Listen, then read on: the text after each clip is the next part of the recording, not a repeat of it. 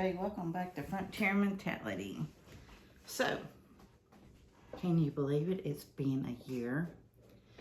I did my introduction and we were cutting taters, getting them ready for the ground. So, I wanted to go ahead and refresh people's memories of what we're doing. Now, I have found the best taters in my neck of the woods are the baby reds. Everywhere that you see a dimple is usually where an eye is going to happen. Let me show you on some that have already went a little crazier throughout the year. But usually where the dimples are is where we're getting the eyes. Do I have aliens this year? Just one. Some have I've been saving a lot longer than others, like these. They really haven't gotten their eyes. Here's one starting now. But I'm going to go ahead and cut them. Now, I do have a few yellow taters, and they're kind of going a little alien. I probably will not cut these small ones because they are so small. As you've been watching, you saw that Bruce and I tilled the back lot where these are going to go. And we've been getting everything ready. I will probably include this in the garden tour because it's not uber hard to cut your taters. You're just looking to cut between the dimples, like I said, because you want to give it a couple of good areas to go through. And what we're going to do is we're going to turn on this side where the flesh is up and let them get their little crusties going on. They will turn, some of them just turn a light tan, some of them straight up turn black. That is all okay because remember, it's going in the dirt. It's got to protect itself. I don't know if I can get another cutting the way that one's dimpled. No, that one. And I will probably also go ahead and buy some seed taters as well. But it will just be the reds because we got a bigger spot down there and I need more to plant. I'm filming this on Monday before the drop in temperature. I hope everybody made it through the storms okay. If you need prayer, drop it in the comments below. I lift all my subscribers up and thank you. I think we're at 153. That's amazing. I didn't think I'd get above 10. But we've been here a year, so let's get cutting these taters up. Let's see, the world is still going crazy. That's why we have extended our garden. Food supplies could be disrupted. Anybody who's ordering anything from Amazon knows it's being disrupted because your packages are not coming in a timely manner anymore.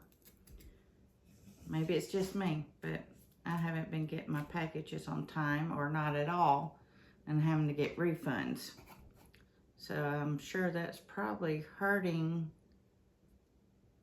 Amazon a little bit, but they can be hurt. They're a multi-billion-dollar business, right?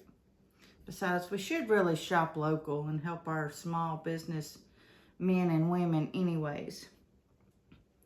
Okay, let me show you how I'm going to cut with the ones with the eyes. You want to try to keep at least 2 eyes on one side so it gives it a little bit of a better jumping off.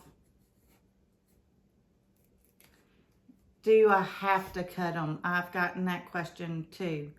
If they're small, no, you do not have to cut them. Why do you cut them? To get more taters. Usually you can let's see, this pound, it was probably a 5-pound bag, and I had a few that I've been saving throughout winter. And like I said, definitely gonna buy some more seed taters to start.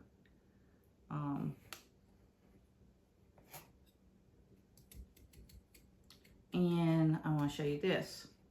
You see I have one good little eye there. Then I have one that's starting here. So that's how I chose to cut this one. And then I have one popping out here and here. And there's still some good places there for one to start. They will sprout underground. So what we do when we plant our taters in the ground, you can, when the leaves start getting about maybe 2 or 3 inches high, you cover either with straw, hay, or leaves, whatever you have in your area. I would not say mulch because you are wanting it to grow through and you don't want it to make it more difficult. So there are some, like I said, they're too small to cut. So we're just gonna leave them in these boxes. When I get them all cut up, they will go back in the box. They will go back into my back room where it's dark. I'm just showing you some of the aliens that we got going on. That one's beginning to leaf. Does this one have one? Yes. There. So yeah, let's go ahead and jump out there and do the garden tour. Let me show you some of the things we've got going on and how we're trying to save some stuff through the drop in temperature. Okay, we have brought in the tomatoes. This is hyssop. We've got got a few peppers in here. We have started flowers.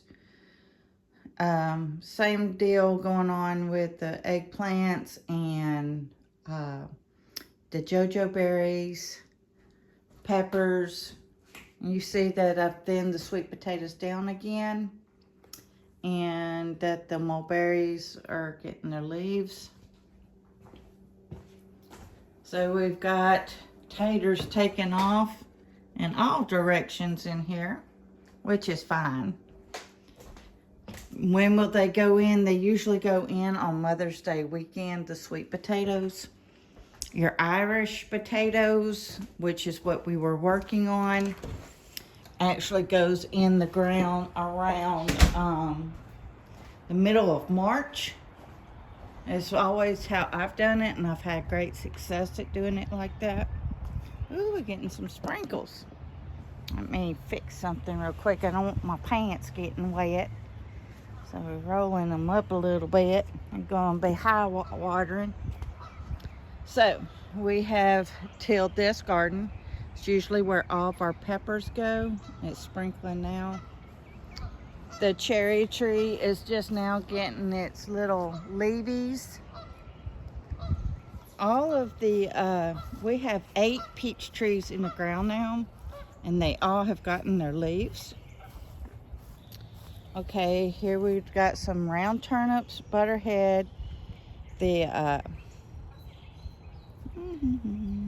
celery. Bruce has gone through and cut some of the bigger heads of the broccoli out, simply because it's going to drop below in the 20s. I probably will not cover these. These are mostly cold hardy vegetables. And they have the protection from the house from the north wind blowing. So let's go this way. You hear the geese, they've been flying all over the place. So now we've got our beds ready for ginger and turmeric. And then we've got another bed going that we need more dirt for. And it's also probably going to be ginger and turmeric.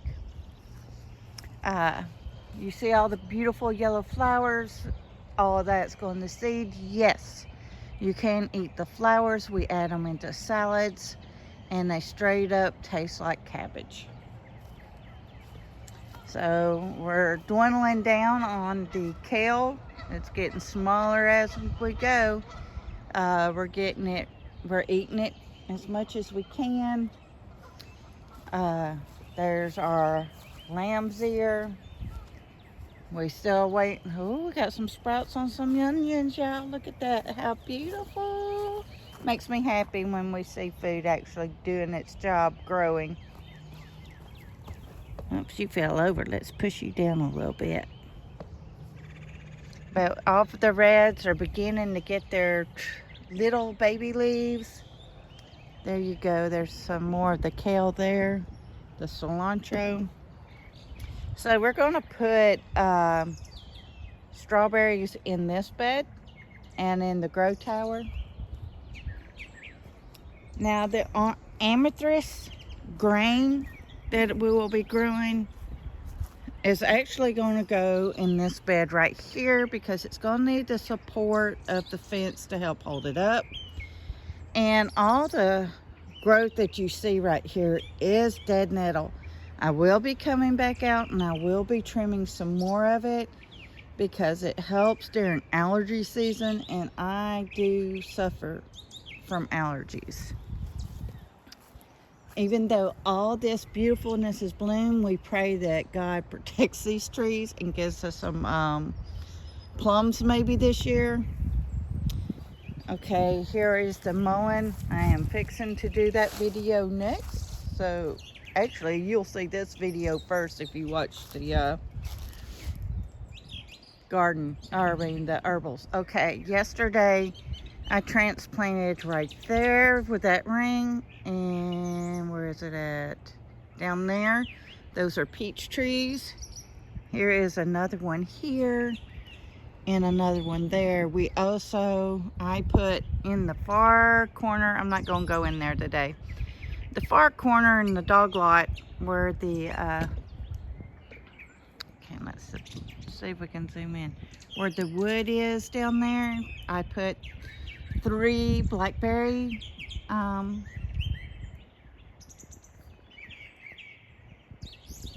we transplanted some from the pasture into here, had permission. And I want to get up to the stump over there and probably line it all the way up to the top on the back side. For starters, it will keep Becca from jumping on the fence. We've had to secure the fence up because she's a strong pup. Okay, here is another mullein. This apple tree is beginning to bud out. This one's not, and I'm okay. There's another one on the other side of the fig tree that's not budding out, and that's okay because it's cold, y'all. It's already dropped 10 degrees. Okay, we have the collard begin to bud. We only need one. You see this flower is going to be big, beautiful, and yellow as well. Okay, lemon balm. This here is oregano. I also have dead nettle in here. We also have more lemon balm here. And then these curly want leaves here is curly dot. Usually eat it in our salads, and we add it especially on Passover. I have violets growing. Every time I see wild violets, I add them into the yard.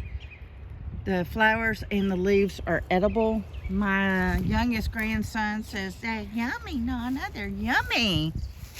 And they are. They taste like sweet peas. So if you like sweet peas, you are definitely going to love violets. Okay, the rabbit eye blueberries are beginning to put on their blooms, which kind of, with the cold, we're praying that God protects all these blueberries. So we got them 1, 2, 3, 4, 5 here. 1, 2, 3, 4, 5 here. So we got 10 blueberries going. We have a couple that we have taken off the biggest one, and we're gonna just continue back. So some of the previous will have to go down to get them in. Okay, we've got the onions. They're doing good. The pear tree there is as old as my grandson, one of my grandsons. We planted the year he was born. So, hoping to get some fruit eventually. And look at y'all, look how beautiful this kale is taking off, and the cabbage. The leeks are hanging in there, and the bunching onions are also hanging in there in the back. And then we brought some of the turnips over here that we're seed saving. Okay. Woo-wee, it's gotten chilly. That wind's still going. We did lose power for a couple hours, but it's came back on. So I got my grow tower right here. Bruce hammered a stake through it to help it stay in place with the winds yesterday. That was a wise decision. The cherry tree I showed you, we've got 2 more peach trees. Where y'all at? There y'all are. Over here. Some of the marigolds that we had from last year have started reseeding themselves. Let me find them. Marigold, marigold, and we also are growing more marigold. And we also have one peach tree Bruce put beside the wood pile. So we have one actually on this side as well. Let me see if I can see it. Okay, there's the blacks. So it's on this side of the black right there. All right, y'all, it's dang gotten real cold, so I am gonna let y'all go. Please continually stock in your food supply. Please get Band-Aids and over-the-counter medication, and please get ready. Frontier Mentality signing out.